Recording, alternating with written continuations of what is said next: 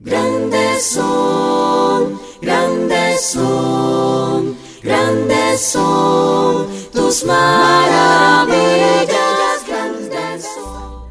Hola, bienvenidos a la segunda parte de la lección número 22 de la serie de estudios Divisiones Principales de la Biblia. En esta lección estaremos hablando acerca de las fiestas solemnes de Jehová. Y es que debemos considerar que nuestro Señor lo que anhelaba en todo momento era tener un pueblo alegre, un pueblo que exprese su felicidad por medio de estas fiestas. No debemos pensar que estas fiestas eran de alguna manera aburridas o que los israelitas se sentían obligados a hacer ciertas cosas. No, eran momentos o tiempos para que los israelitas expresaran su alegría, expresaran su felicidad. Y así está escrito en el libro de Deuteronomio, capítulo 16, versículo 10, dice: te alegrarás delante de Jehová tu Dios, tú, tu hijo, tu hija, tu siervo, tu sierva, el levita que habita en tus ciudades, y el extranjero, el huérfano y la viuda que vive entre los tuyos, en el lugar que Jehová tu Dios haya escogido para poner allí su nombre. Entonces, cuando estamos hablando de estas fiestas, estamos hablando de tiempos de mucha alegría, de mucho regocijo.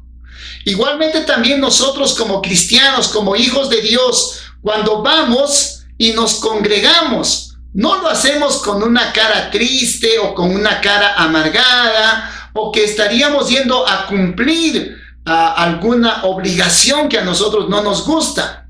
Todo lo contrario, cuando nosotros hacemos nuestras reuniones, son reuniones realmente de mucha felicidad, pero es una felicidad sana, por supuesto, en la cual no interviene absolutamente ningún tipo de bebida embriagante, ni nada que sea tóxico para nosotros.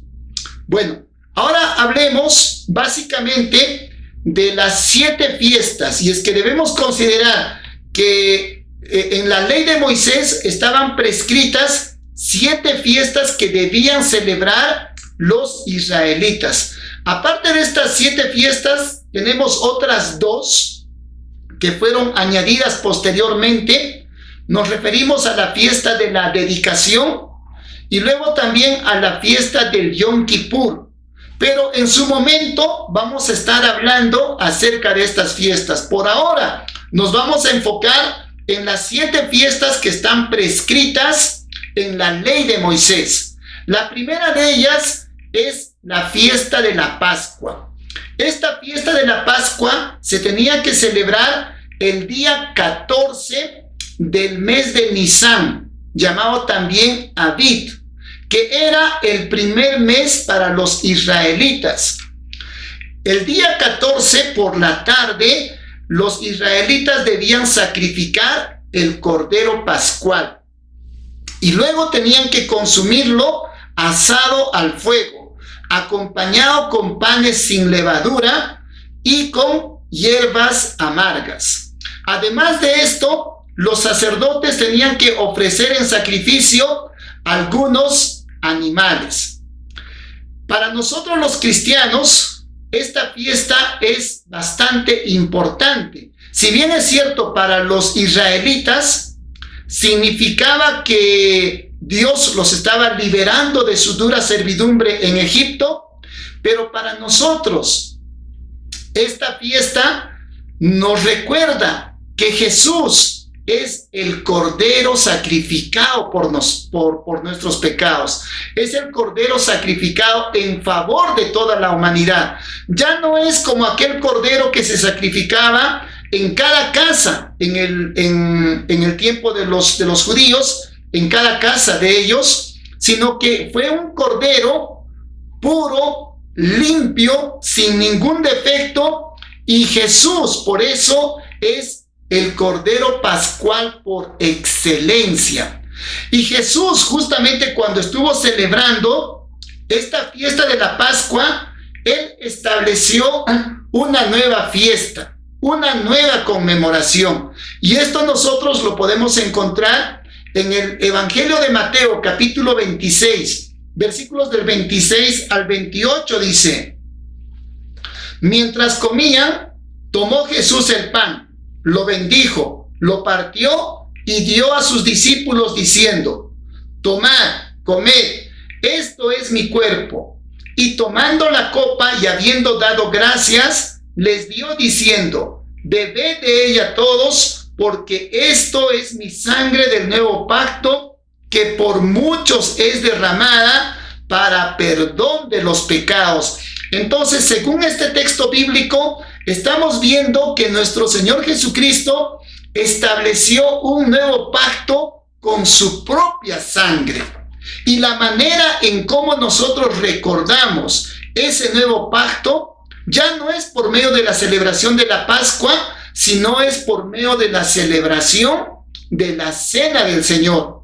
Y así también lo dice el apóstol Pablo en 1 de Corintios capítulo 5, versículos del 7 al 8, dice: limpiaos pues de la vieja levadura, para que seáis nueva masa, como sois, sin levadura, porque nuestra Pascua, que es Cristo, ya fue sacrificada por nosotros.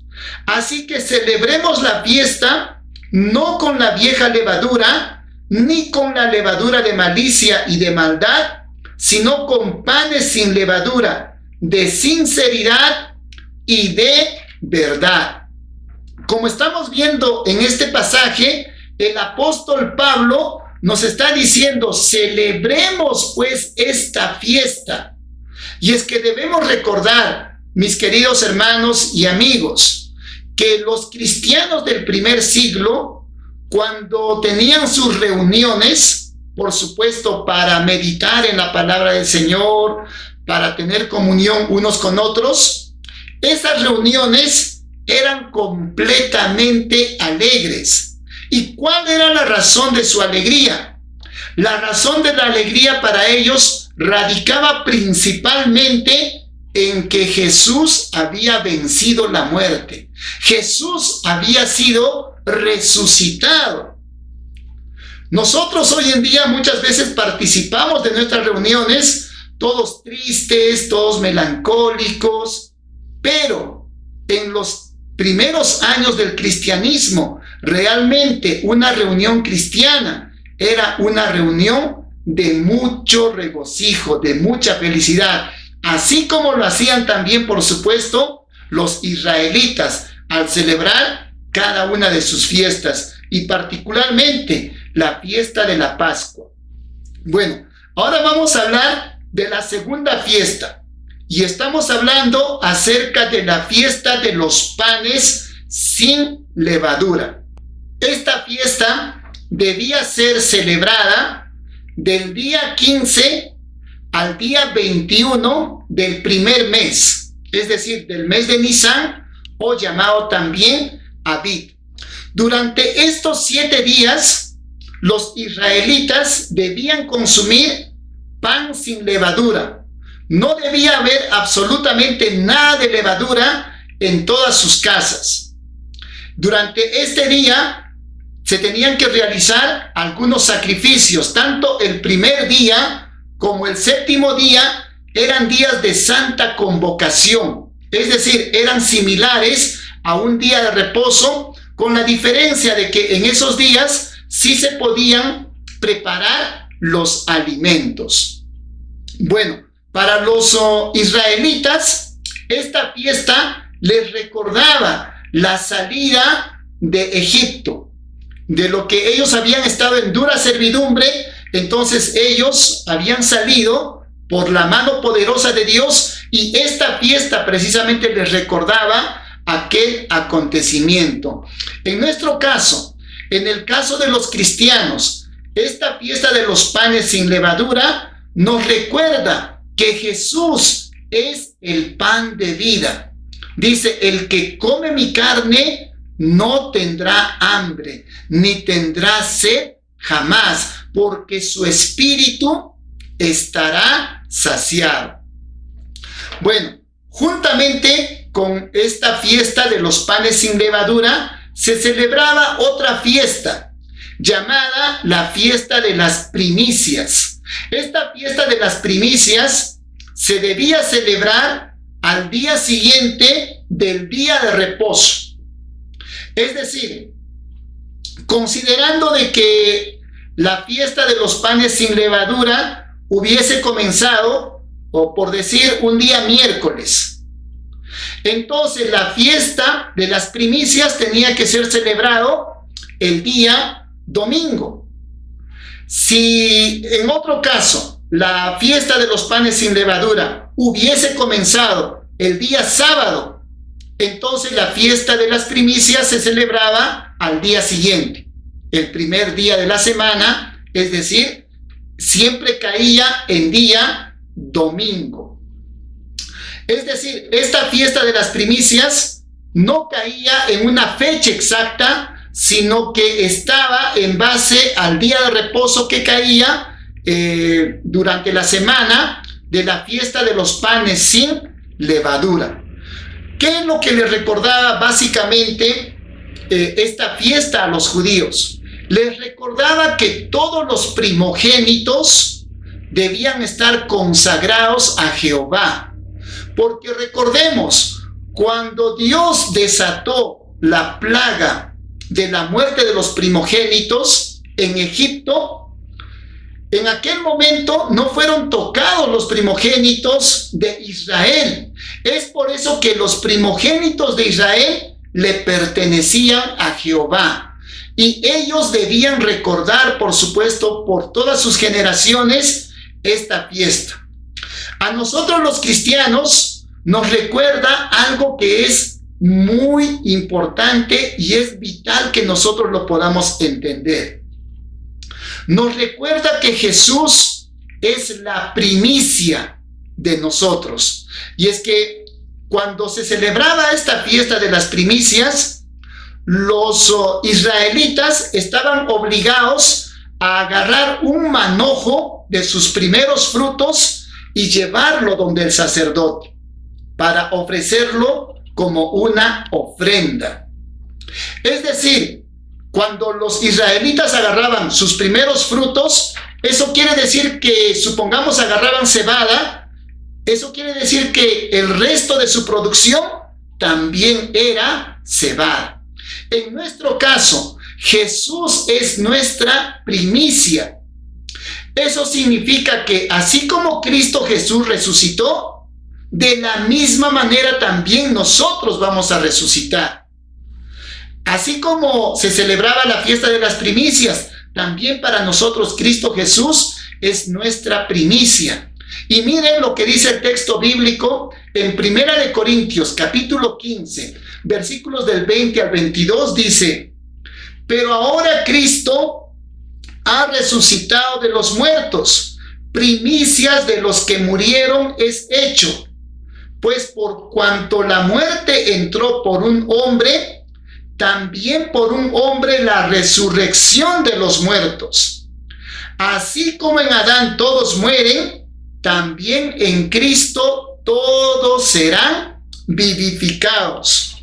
Como podemos ver en el texto bíblico que acabamos de leer, Jesús dice es la primicia de nosotros los cristianos. Que así como en Adán todos mueren, en Cristo todos seremos vivificados. Es decir, nosotros vamos a resucitar.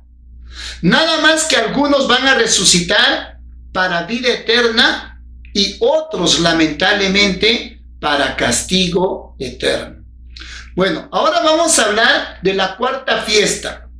Y estamos hablando de la fiesta de Pentecostés. Esta fiesta de Pentecostés estaba relacionada directamente con la fiesta de las primicias, porque se celebraba exactamente 49 días después, o sea, 50 días después del día de reposo. Es decir, así como la fiesta de las primicias caía en el primer día de la semana, es decir, en el día domingo, también la fiesta de Pentecostés siempre caía en día domingo. ¿Qué debían hacer los israelitas en esta fiesta? Debían llevar 2 panes como ofrenda mecida. Además de esto, los sacerdotes estaban llamados a ofrecer algunos holocaustos, ya sea en sacrificio de paz o ya sea en sacrificio por los pecados. Bueno, a los israelitas les recordaba la dura servidumbre que ellos habían estado en Egipto. Eso es lo que les recordaba esta fiesta de Pentecostés. En cambio, a nosotros los cristianos, para nosotros es vital esta fiesta, porque después de la resurrección de Jesús, que había ocurrido un primer día de la semana, un día domingo, también se celebró esta fiesta de Pentecostés 50 días después de la resurrección de Jesús. Y aquel día, según el libro de Hechos, el capítulo 2, los apóstoles que estaban reunidos, dice que fueron llenos del Espíritu Santo, comenzaron a hablar en diferentes idiomas y comenzaron a proclamar las buenas nuevas de salvación. Aquel día la iglesia fue establecida aquí en la tierra.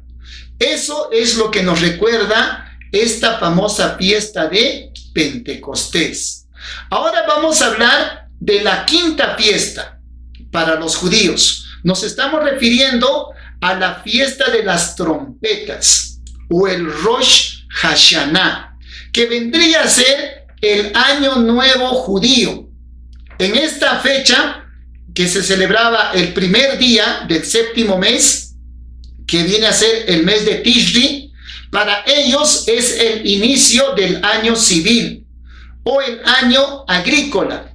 Entonces ellos celebran esta fiesta con mucha algarabía, con mucha felicidad.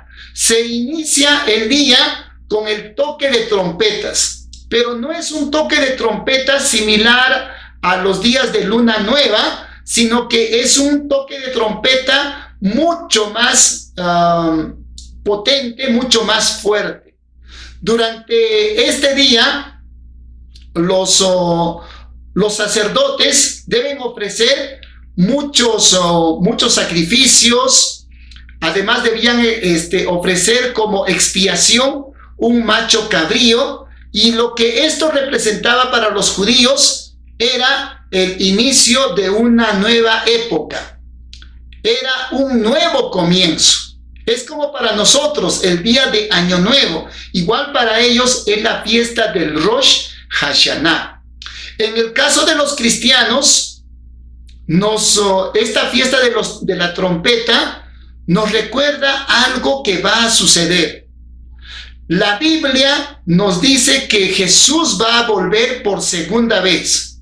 No sabemos cuándo es que Jesús va a volver, pero dice que cuando Jesús vuelva, se van a tocar trompetas. Es decir, la venida de nuestro Señor va a ser anunciado por medio del toque de trompetas, así como se hacía el toque de trompetas en aquella fiesta del Rosh Hashanah. Igual también cuando Jesús vuelva por segunda vez, se van a tocar trompetas. Y esto está descrito en 1 Corintios capítulo 15, versículos 51 y 52, dice: os digo un misterio, no todos moriremos, pero todos seremos transformados. En un momento, en un abrir y cerrar de ojos, a la final trompeta, porque se tocará la trompeta, y los muertos serán resucitados incorruptibles, y nosotros seremos transformados, pues es necesario que esto corruptible se vista de incorrupción y que esto mortal se vista de inmortalidad. Como podemos ver, la palabra del Señor nos está diciendo que Jesús va a venir por segunda vez. Y esa su segunda venida va a ser anunciada por medio del toque de trompetas. Espero en Dios que cuando ese día llegue, que puede ser en cualquier momento, nos pueda encontrar a usted, a mí y a todos nosotros listos y preparados para ese encuentro que será maravilloso. Ahora vamos a hablar de la sexta fiesta. Y cuando estamos hablando de la sexta fiesta, nos estamos refiriendo al día más sagrado para los israelitas. Ese día más sagrado del año para los judíos es el día de la fiesta de la expiación, llamado en hebreo Yom Kippur. Esa fiesta se celebraba el día 10 del séptimo mes, es decir, en el mes de Tishri. Durante este día, durante 24 horas, los judíos, durante ese día del año específicamente, los judíos estaban llamados a ayunar. No debían consumir ningún alimento. Y ojo, la persona que quebrantaba este ayuno era eliminado del pueblo. Es decir, le daban la pena de muerte. Ese día se debían ofrecer algunos sacrificios, pero principalmente ese era el único día del año en el que el sumo sacerdote entraba al lugar santísimo. Se sacrificaba un becerro por los pecados del sumo sacerdote. El sumo sacerdote entraba con la sangre de ese becerro y tenía que rociar hasta 7 veces en el arca del pacto. Luego salía, sacrificaba el macho cabrío, lo sacrificaba por los pecados de todo el pueblo, nuevamente entraba al lugar santísimo y tenía que rociar otras 7 veces hacia el propiciatorio. Y de esa manera, lo que estaba haciendo el sumo sacerdote era expiar por los pecados de todo el pueblo y también por sus propios pecados. Entonces, ese día era el día de mayor consagración y ese día era el perdón de pecados para todo el pueblo de Israel. En el caso de los cristianos, nos recuerda, por supuesto, que nuestro Señor Jesucristo entró, pero ya no entró en un santuario terrenal, así como entraba año tras año el sumo sacerdote, sino que Jesús entró en el santuario celestial. Un santuario celestial, por supuesto, que está en la presencia de Dios. En aquel momento dice que Jesús entró y ofreció el sacrificio por los pecados de toda la humanidad. Pero ya no lo hizo como lo hacía el sumo sacerdote con la sangre de los animales, sino que Jesús lo hizo con su propia sangre.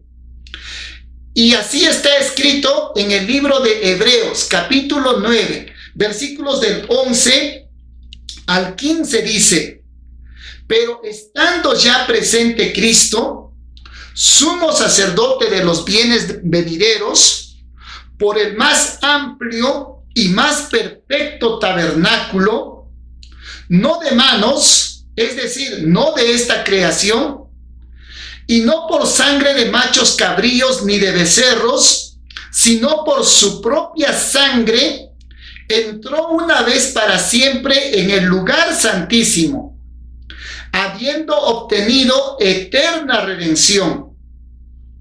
Porque si la sangre de los toros y de los machos cabríos y las cenizas de la becerra, rociadas a los impuros, santifican para la purificación de la carne, cuanto más la sangre de Cristo, el cual mediante el Espíritu Eterno se ofreció a sí mismo sin mancha a Dios, limpiará vuestras conciencias de obras muertas para que sirváis al Dios vivo.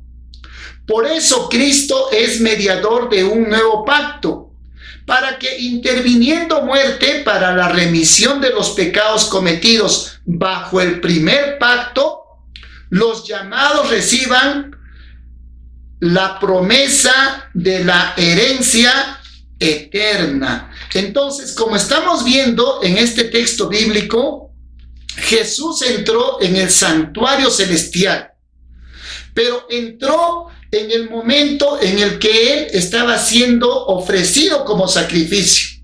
Es decir, cuando Jesús estaba siendo clavado en la cruz, lo que Él estaba haciendo era ofrecer su propio cuerpo, pero para el perdón de pecados de toda la humanidad.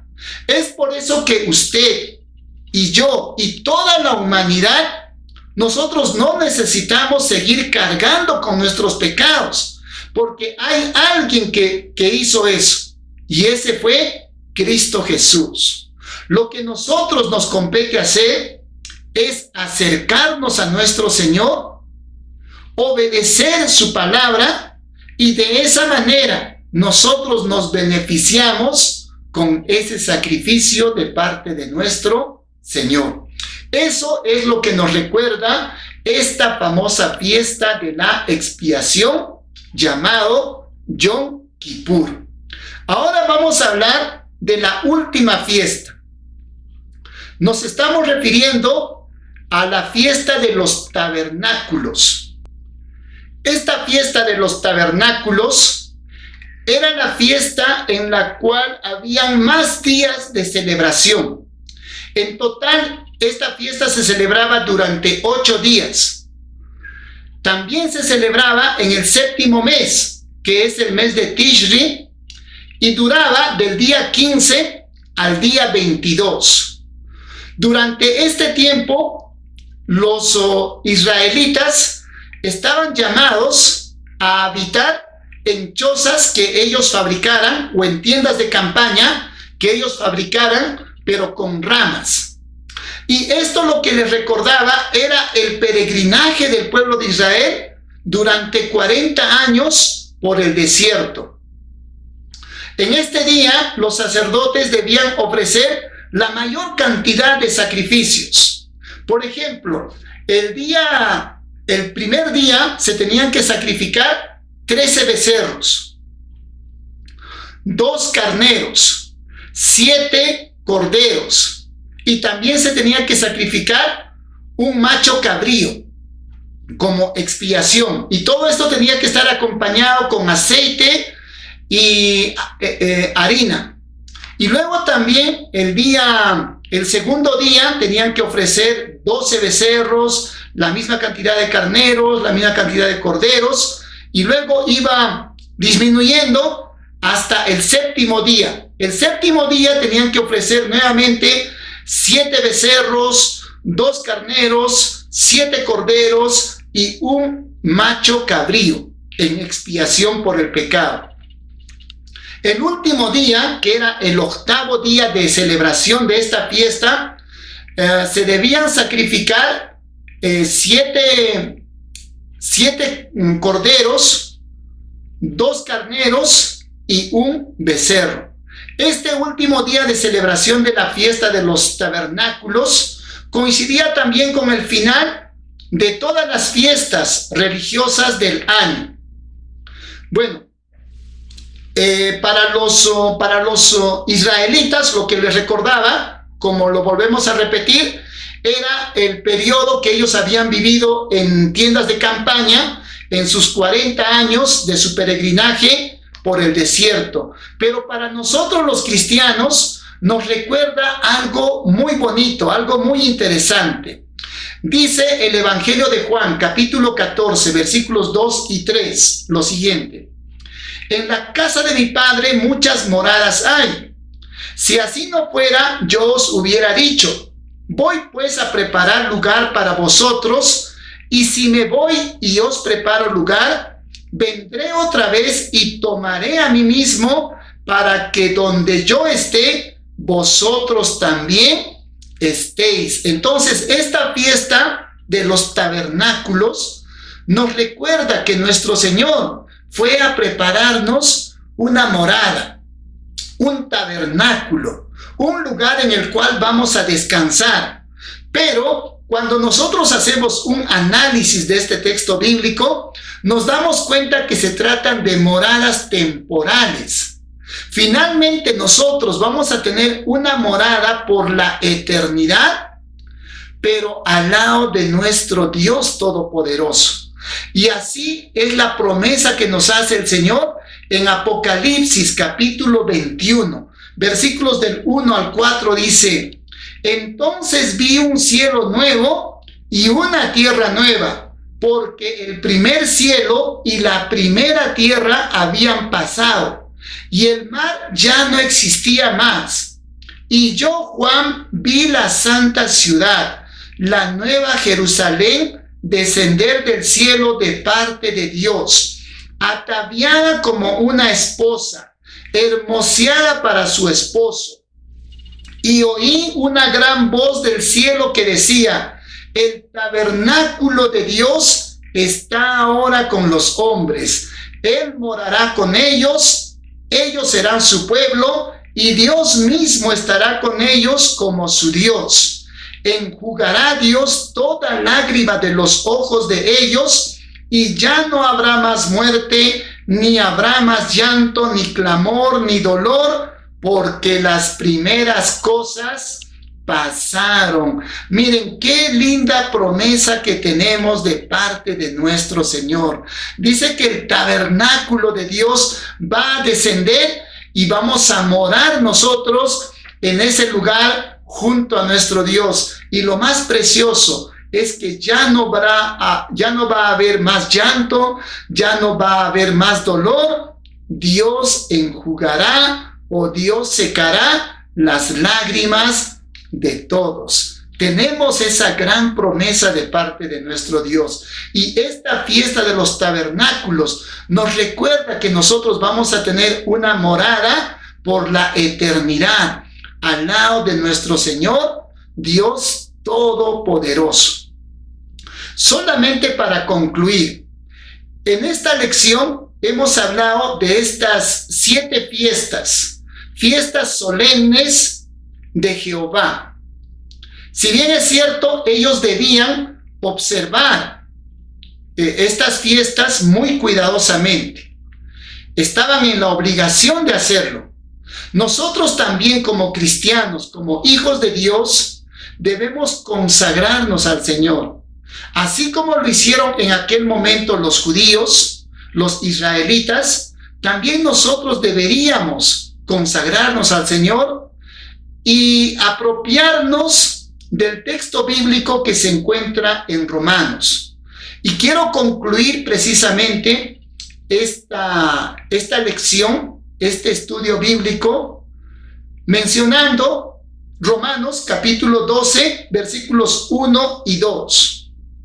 Por lo tanto, hermanos, os ruego por las misericordias de Dios que presentéis vuestros cuerpos como sacrificio vivo, santo, agradable a Dios, que es vuestro verdadero culto. No os conforméis a este mundo, sino transformaos por medio de la renovación de vuestro entendimiento, para que comprobéis cuál es la buena voluntad de Dios, agradable y perfecta. Querido hermano y amigo, si usted considera que estos son estudios bíblicos que le pueden ayudar a alguna persona, yo le invito a que usted lo pueda compartir. Y si usted tiene la amabilidad de dejar algún comentario en la cajita de descripción, o de pronto ponerle un pulgar arriba a este video, le agradeceré de todo corazón, y que todo lo que nosotros hagamos sea para la gloria, honra de nuestro Señor, Dios Todopoderoso. Que el Señor le bendiga ricamente. Grandes son, grandes son, grandes son tus tus maravillas, grandes son, grandes son tus maravillas, grandes son tus maravillas, grandes son, grandes son tus maravillas, grandes son tus maravillas hoy. Te alabaré, oh Señor, e invocaré tu santo nombre, siempre daré a conocer en todos los pueblos tu sol.